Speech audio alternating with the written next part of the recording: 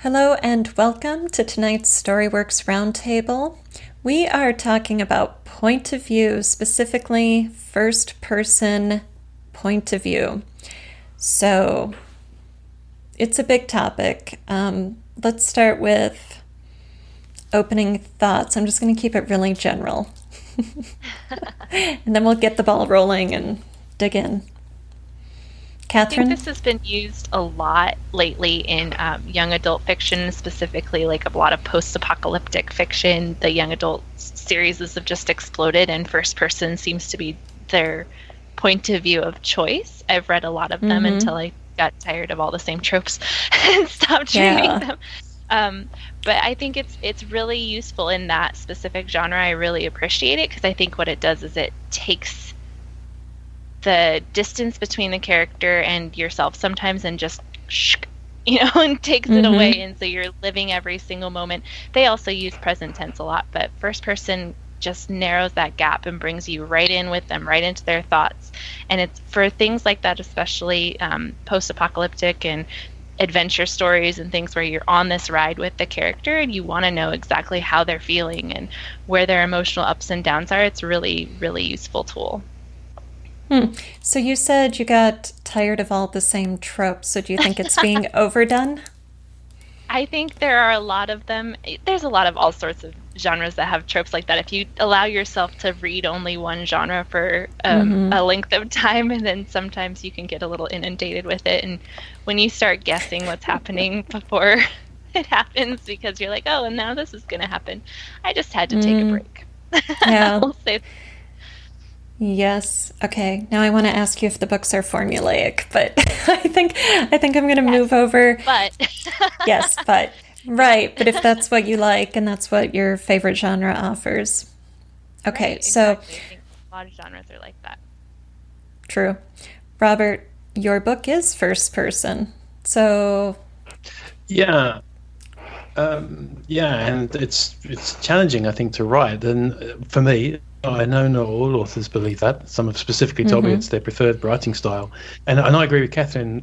Having reviewed 60 young adult books with Brian, and one of the things we came to conclude is that first person present tense is unbelievably popular in that particular. And it's I wouldn't even say young adult YA is a genre per se, because it could be in any genre, but it's a convention of that market for sure.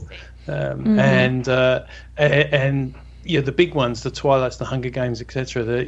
When I first started reading them, I hated it. I'd not read much first person present tense, and part of my own training in neurolinguistics made me think this is a peculiar style, because it's forcing me to adopt this persona, and it's saying, I'm running through the forest and I hear a sound behind, but I'm not. I'm lying here reading. I don't understand.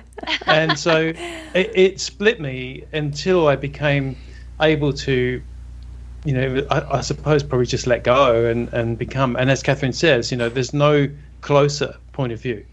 It's okay. It's me. There's so much going on right now on the table. You guys have brought up so many interesting, wonderful things. So can I just you just asked me about mine, and so right, I thought you were going to talk about your book, but now we're I am. I will, not in depth, really quickly, just because it closes that loop, and I'll come back to you. One of the books that we read was Red Rising by Pierce Brown, which is science fiction, but in book one the protagonist is 16, so it falls into YA. And actually, unusually, he's 22 by the time you get to book 3. But he starts out that way, and it's first-person present tense. And I started reading it after reading a really good, fast-paced third-person past young adult, which is also sci-fi. I think it was Legend by Marie Lu. And that was fabulous. And all of a sudden, I literally finished that one, and then within minutes started this next one because of the number of books we were reading. And I was quite jarred by it, but within a page, he had me. And it was so wonderfully written, and it was so inspiring to read science fiction in that voice, because science fiction is so dead set against first person present tense. There is first person past, but dead set against first person present tense. They tend to think of it as whiny YA. And so you've got to be very careful to not offend the readers. So I thought, well, I'm going to write a new science fiction series. I'll choose first person present tense. Yeah. Right. Was that to snub the conventions? No, it was because I was inspired by Pierce Brown, and I really liked the fact that he had a very strong male protagonist and quite a lot of strong females in it. And I thought that there's room for the readership. If you look at a lot of his readers are female, there's a great deal, I would have thought, of reader desire for more of the same, but maybe with a female protagonist. And I love writing female protagonists. So I thought, okay, well, I'll try it in a short story and see what the response is like. And the response was great, and it taught me about writing that first person, which I'd never done before, and first person present tense. And there's so much that you can't do that if you're used to writing third person. Right. Anyway. Right. Okay. So before we continue the conversation, I just want to say that you've referred to Brian, that's Brian Cohen, and reviewing the books that was on your show, The Split, right? Defunct. Yeah. What? Say that again? We used to, defunct, but were you... Yes, it's now defunct, but The Split is right. That's the right title. Correct, yeah. And all the episodes are still there. We did, 60 or so episodes reviewing young adult books every week. And it was you learn a lot from that, and voice was one of the things. But anyway, yes, back to you. Yeah. Anyway, I just wanted to say specifically what that was in case anyone is, got to go find that and give it a listen. Okay, so the first thing I want to address is this notion of that first person is the closest point of view possible. I actually titled one of the sections in the point of view book, Mirror, Mirror on the Wall, is first person the closest point of view of all. Right. Because guess what? It's not. It is equally close as a close third point of view that embodied in the point of view character. Yep. So the difference between a first person point of view and a close third person point of view is that in first person, the character also functions as the narrator, and in third person, the narrator is a different entity, whether that's the author or an author, so it's complicated.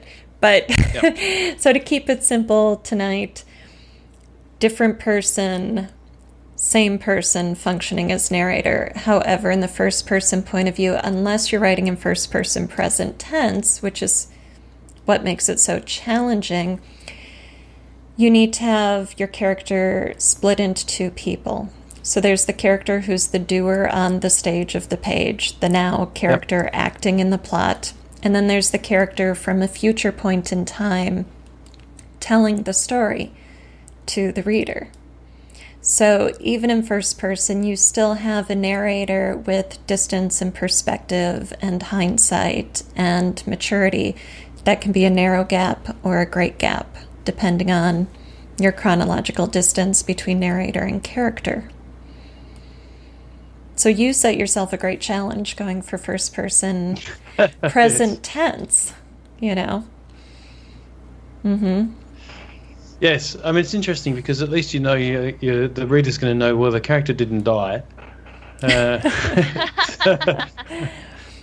And this was the interesting thing about all of the criticism of the third book in the Divergent series is that, spoiler, the author switches, it's been first person point of view from one character's first person present tense the whole way through. And regardless of whether you think it's a great book or not, or whether it's well written or not, in the third book, all of a sudden, bang, there's a male character in there with first person present tense point of view. You go, why has she done that in the third book?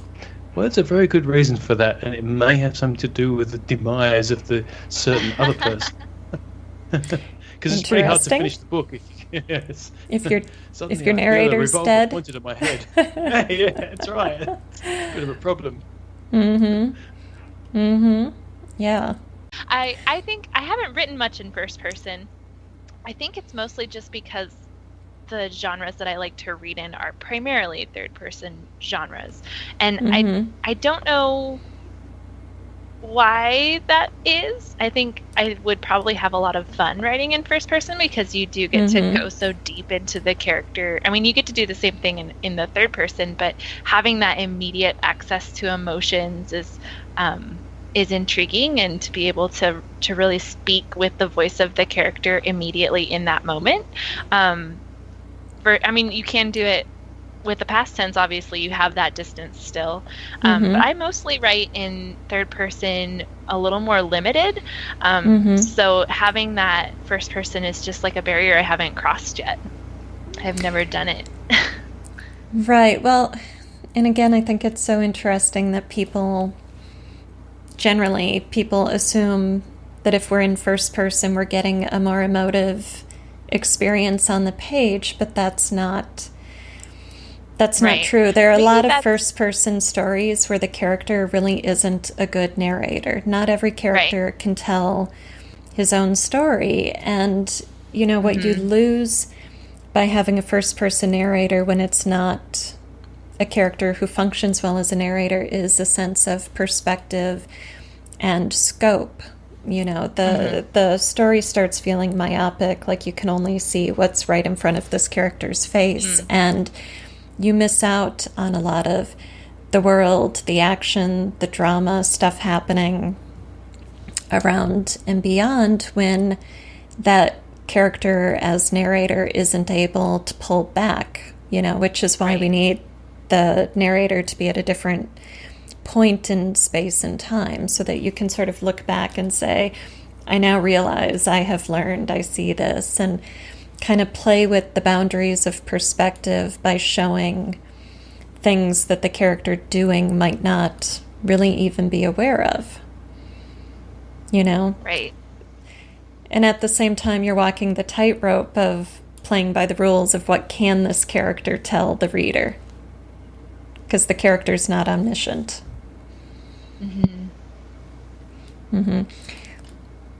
What was it like writing your novel in the first person present tense? Were you aware of those challenges, or was it all just very natural for you? No, I was very aware of it. And then when I went back to do revision, I found there were places where I'd slipped into past tense as well, and they used occasionally past verbs. So clearly it wasn't my normal flow of thinking. So I had to do a lot of translating. It's when you get in the flow of it, though. And in particular, more recently now, I'm doing dictating. It's fabulous for that. It's really good for that because obviously you're speaking as if you're yourself. So there's some advantages to that point of view, I think, in some mechanics of writing. But that aside, I found it extremely challenging, particularly when it comes to setting up suspense and fast-paced plots and not being able to reflect anything about the antagonist's moves, which often I've done in the past when I've been doing third-person past and multiple points of view. So it definitely drives the story. There's no question. It's going to help drive the story in a particular way, I think. Right. I think that's true.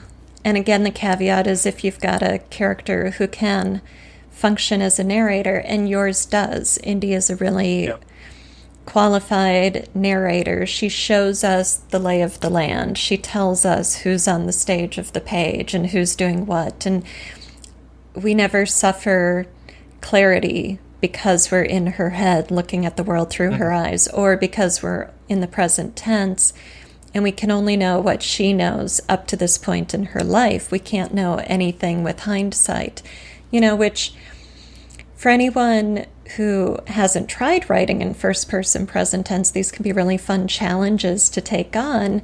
And I would say start with stories and free writing and see if it's fun and see if a character comes to life for you. And then if it does, you might have the makings of a book there, Yes. Yeah, I'm a big proponent of play around first before you commit to like 300 pages of of anything. That's the only time I've ever written in first person is when I'm doing like sketches or prompts or just like thoughts. Right. And a lot of times that's because what I'll get is the voice of a character, and so I'll just give them the ability to speak. And then once they've gone and spoken and given me their perspective on things, then I tend to like take it and then solidify it and then change the entire point of view. Right. So, yeah. Yeah, it is really good for getting to know your character and your character's voice. I think as an exercise, I like to use it because it does, I feel like, separate me from the character a little differently than when I'm writing in third person, because I really do get to just like hear them speaking a little bit differently. Right. And voice is such a great aspect of storycraft. And so, you know, if you're writing in the first person, you should expect to not be yourself. You need this character to have a unique voice that suits the character, that's going to be consistent in the narrative as well as the dialogue. So you can't have an authorial voice if your character is like really, you know, street punk or something. you're going to have a huge disconnect there in the first person. But if your first person narrator is much older, say 20 years have passed, all of those life experiences and different education levels or different career paths should be reflected in the narrative voice. So then when you construct your narrator, you aren't thinking about yourself or, you know, the omniscient concept of God on high. You've got to really think, who is this person now at the point of telling this story? At the end of the character arc, plus however many years, versus who is this character now acting in the story, going through the struggles of the plot. So how did Indy come to life for you, Robert, as you were developing that voice? I can't, it'd be pretty hard to be specific about that. I honestly don't know. I had in mind, you know, a kind of a street smart young woman who didn't mind scrapping, but had high morals. And more than that, I don't know that I really thought about it much. I wanted to start. What's the phrase? In medias res. I just wanted to write. Yeah, I just wanted to get right into some action, and a little bit like what Kathryn was saying, just to find the voice. And that's why I decided to write the short story when I was invited to write a short story for an anthology. I thought, okay, this is my chance to see if I can express this voice first, and then find a character for that. And she just came on the paper, and it's just arrived. So came alive. Yeah. So exactly what you were just saying. Really, you know, you find that there's a story in there. Yeah, definitely. Now, you two have both read a lot of YA and new adult fiction. So do you find with all of these first-person narratives that the voices start to sound the same from one book to another, that people are just going into sort of, my character is between 16 and 24, and this is first person? You know, do they get kind of generic after a while? You go first, Kathryn. Silence. Yes and no. I think there are definite character traits that can help define the voice that a lot of young adult and new adult books are going for right now, that does make it a little bit redundant in terms of like the angst or the emotional wave that things are going, or the proponent for having strong female characters that all have very similar ways of being strong, sarcasm and you know, things that create almost a path where you can't get too far from each other's voices because you're trying too hard to be very similar characters. But there are some books that, I mean, if you could really define an individual rather than just this character archetype that they kind of take and then shift a little bit, then you can get some really good and really interesting characters out of that. They don't all have to be the same, but there is kind of a tendency to adopt the same character traits, which doesn't help you create an individual voice. Right. Yeah, there's definitely some emulation going on, I think, in that particular YA market. Well, I personally think that the reason why the first person, and in particular present tense, I think has really struck a chord is, if you look at middle grade, YA, new adult, and then general adult fiction, there are probably identification with it at the different reader ages. So even though a lot of adults read YA, I believe that the overriding principle of YA is, who am I in this world? That's really, whereas middle grade, for example, is we want to save the earth, we want superheroes, we want people to, parent characters to look up to effectively, but super parents. Because that's what we still believe in when we're 8 to 12. But you get past that and you get to age 16, you might still be with family, or you might, you're not of age. There are, in many countries, there are things you still can't do legally. And so there's a inner question of who am I? And I think that's what that point of view can address so well. I'm not saying the other point of view can't, but it definitely can help capture that. And I've certainly felt that when reading some of the better ones. Who, oh my God, so here I am saying, oh my God, it was like I was there, man. So right. It's as if you are. It's as if you are that angsty teen.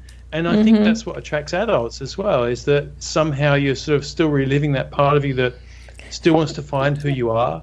That still maybe even still wants to be young and experiencing first romance, first kiss, or first trouble in the world.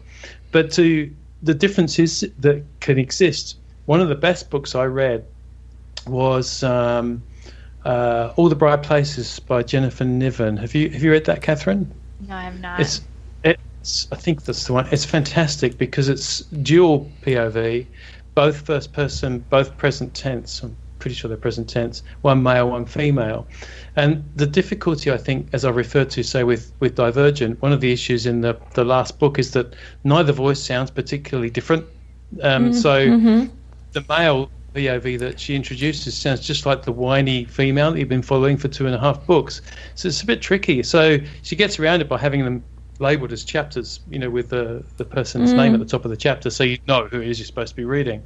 In All the Bright Places, the voices are so different that you immediately know whose head you're in. And it's fantastic. It's a great experience, and it's a deep book. It has themes of suicide in there, and so one of those characters is an unreliable narrator as well. So you don't really ever find out what's deep in his head. You get hints of it. Right. And the two are in a relationship. So it's highly recommended if you want to explore first-person POV, done really well with all perspectives. Cool. We'll put that in the show notes. And I like what you were saying about the voices being too similar. If you are writing multiple first-person points of view, you had better make sure... especially within the same book, not necessarily over, your different publications, but make sure those voices are so distinct from each other that a reader knows whose head they're in without being told. That's how you know that you have succeeded. Because if your characters sound the same, then... sorry, that's a craft failure. A really great example of multiple first-person point of view is The Poisonwood Bible by Barbara Kingsolver. She's got 4 sisters who share the story. They each have points of view, and they're separated by chapter, and then the mother has a few chapters, but it's mainly the 4 sisters. So they are living in the same family, raised by the same parents, living through the same experiences in this household. They're actually in the jungles of the Congo because they're a missionary family. The same religion, the same physical resources in their life. So all of those variables are controlled for, and yet they have 4 very distinct voices. Who's talking by the way they describe things, by their syntax, by their attitudes. All of that stuff comes off the page. So there you go. On that note, I think we're going to wrap up. I can't even imagine writing it. Yeah. Well, there's an interview at the back of the book, and I think it's been a while since I read it, but I think Kingsolver said she wrote every chapter from all 4 points of view and then picked the best one for that scene to go in the book. So it's a big book, and then she basically wrote it 4 times, and there's one, but I think maybe 2 pivotal events where you get the action from 2 or 3 of the sisters, maybe even 4, because it's such a huge event. And as a reader, I just gobble it up. I want to know what each of the sisters is experiencing in this moment. It was so incredible. And I know she said when she was writing it, she called it the DAB, that damn Africa book, because it was just such a huge project. But I was going to say, it takes dedication to do that. Wow. Yes, definitely. All right, so any other final thoughts on first-person point of view? All right. I'd say if you haven't had a go, then it's worth it to expand your authorial capacity. Whether you do it actually as part of a novel, or whether you do it as Kathryn does, as simply precursor or writing around to better understand the character. Right. Well, as I always say, my caveat is play around first, like you did, Robert. You wrote a story that you actually published in an anthology, so you knew it was tested. You knew that voice would work for you and would find readers. And that is such a great way to go about it, because changing the point of view of a novel is such painstaking work. Nobody wants to do it. So start short and then grow. Play to your strengths. Why would you struggle with your weaknesses when you can dabble? When it works, grow it, Or you just can make be life like easier. Lee Child. He writes Jack Reacher from either third person or first person and doesn't care which one. He says it depends on the story. Pretty cool, huh? There you go. If you can get away with it, go for it. Exactly. Right. All right. Thank you, everybody, for watching. You can find all of our episodes at wordessential.com/Storyworks Roundtable. And while you're online, head over to Facebook, go to the Storyworks Writers Group, and let us know about your first-person projects.